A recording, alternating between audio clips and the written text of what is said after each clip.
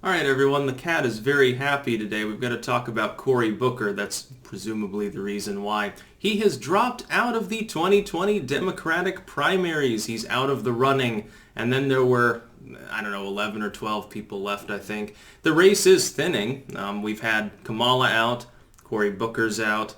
It seems to me that Julian Castro, I almost forgot about him because, he was polling below Booker. At this point, Booker was sort of the cutoff for viability. Like, Gabbard is like maybe 0.4, 0.5 ahead. She's had enough individual donors at this point. She can sort of stay in the race at least and have her name there, even if she can't show up at the debates. But what really killed Booker's campaign is this. Booker didn't have anything particularly unique about him and his personality. He came off kind of as a whiner, to tell the truth. The latest thing that he did was getting into it with secular talk, and that was like a couple days before he dropped out, I think 3 days ago now, declaring that he was sexist for talking about Elizabeth Warren's dancing. Really, you're just talking about a cringy old, again, Chardonnay grandma, dancing around thinking she's cool, rambling about double selfies with Julian Castro, and it's like, Julian Castro's a younger dude, but he's still in his mid-40s. What are you talking about?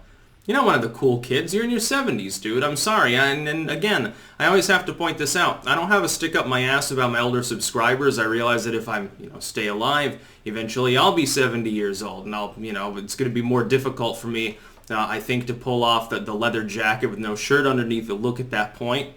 Maybe I'll wither away. I'll be one of those cool old dudes that has, like, long gray hair.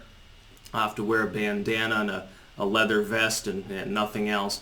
Increasingly demented. I'll be like Joe Biden, only cool, and not messed up, and not hyper-liberal. But with Cory Booker, the problem is he was never going to find his niche. This is the problem. You think about the upper tier candidates, they've already gobbled everyone up. If you're on the left economically, or you're on the left and you really spurn wedge issues, you're a Bernie Sanders fan 90% of the time. If you're a neoliberal, you're going for electability, name recognition, you're probably a Biden fan. If you're on the left and you're more on the woke left, you're probably a Warren fan. Now that Kamala's out, she's pretty much cornered the market there. You're probably a fan of hers because Bernie Sanders is an old white male. If you're interested in having an anti-Biden, then depending on whether you're sane or not, if you're sane, you probably back Buttigieg or Buttigieg or whatever the fuck.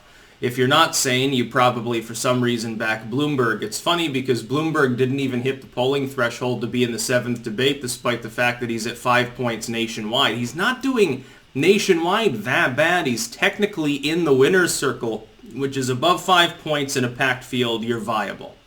That's the cutoff. Buttigieg is well inside it, although he's faltering. Bloomberg's just inside it, stable and possibly even slowly rising, which is, I think, hilarious. Bloomberg, by the way, and I know this video is mostly not even about Cory Booker because he's such a boring dude, but just, you look at the top of the field, they've already gobbled everyone up. Who's Cory Booker supposed to have for his supporters? Who's going to back him?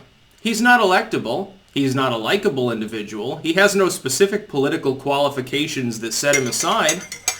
Why would you support the dude? Doesn't make any fucking sense, really, when you think about it. And also, here's the other problem, and I pointed this out months ago, and some people, thought, well, that's kind of mean to say, but he doesn't have the look. There's another thing about politicians. Optics matter. But the way a person looks has nothing to do with their ability to govern. I suppose you can make some genetic studies. Well, facial, what's it called? The alignment of your face, how symmetrical it is or something. Your genetic health based on phenotypical characteristics that a person can subconsciously observe. Okay, that all aside. With Cory Booker, it's more the fact that he can't look in a single direction. Again, no offense to anyone sharing that problem, but optics and perception matter when a person's going to be the president. This is a disadvantage, by the way, to Buttigieg. Buttigieg, what do we know about him? He's 5'8". He's on the short side. He's a couple inches shorter than the U.S. Male height average, which I believe is 5'10". Not a good place to be. Statistically, if we look at who wins the presidency, most presidents have been taller than the average at the time. The average is something like 6 feet. So, the average height of people back in George Washington's day, him being, I believe, 6'3" at the time, was nowhere near 6'3". He was a big boy. He was a big dude. Andrew Jackson, I think, wasn't he 6'4" or something? A lot of these people were tall. Obama was 6 feet. Trump 6'1". Case in point. Bush was, I think Bush technically was of normal height. This, by the way, this is the real reason why female president is more difficult to achieve. Really, it has to do with about how physically imposing a person is. Ultimately, it doesn't have to do with gender. It doesn't have to do with what chromosomes or what gender a person has, what they're working with down in the underwear. It has to do with their height, how physically imposing they are. It has to do with the voice. The vocal capability, the vocal range of males tends to be lower. These things matter. They shouldn't have any fucking effect at all, but they do. Corybooker never looked the role and never had any specific qualifications that set him apart. Everyone in the top of the field has some sort of specific qualification.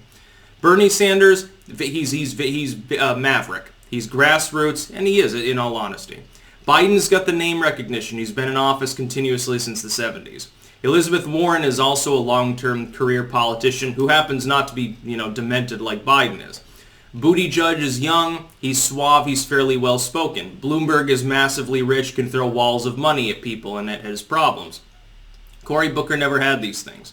This became the problem for Kamala too.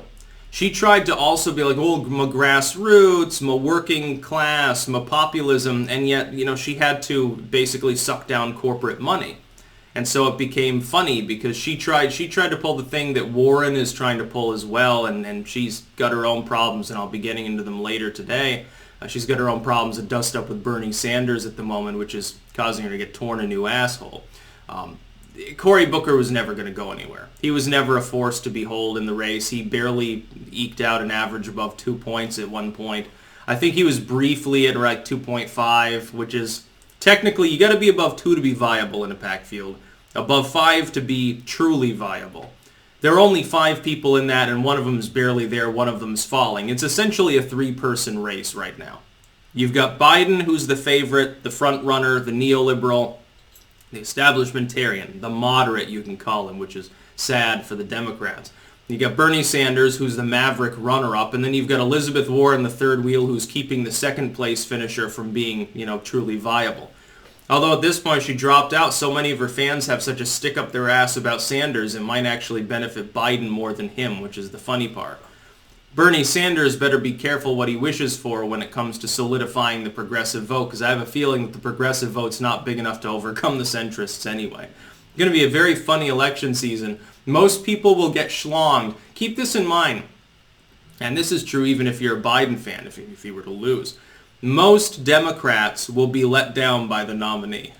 But most Republicans won't. Trump's approval's at about 90% in party. Oh man, I can't wait to see what the center-right does, because I have a feeling that his approval among them will be almost as high. Look at his approval right now. He gets impeached, it rises a point. In the aggregate. I'm looking at the early polls. I'm seeing Biden ahead in the first 4 states. People right now are rambling about this California poll that shows Sanders on top. Okay, one poll in one aggregated period shows Sanders ahead in California. If Biden runs away with it in the first 4 states, which according to the most recent slew of polling, he might actually manage to do. I'm not even counting on that. I think he'll be the nominee. I haven't even been counting on him winning Iowa. I've been counting on him losing the first 2 states and still becoming nominee. But if he grabs them too, it's over. It's over by the time that Nevada and South Carolina are done voting. Sanders wouldn't get California. If he did, it wouldn't matter. You do realize that, correct? Joe Biden would run away with 9 or 10 of the Super Tuesday states, or at least close to that. He'd run away with it in the delegate count. You'd have a contested convention. Biden would end up being the nominee. And then the Democrats will lose. Or Bernie Sanders schlongs him in Iowa and New Hampshire, manages to grab a hold of California, holds on long enough to be nominee, and then fucking loses. Corybooker was never even going to win a state. He wouldn't even win his home state. By double digits, he'd lose everything. He'd be outside of 5th place in every single state in polling. That's about all. Peace out.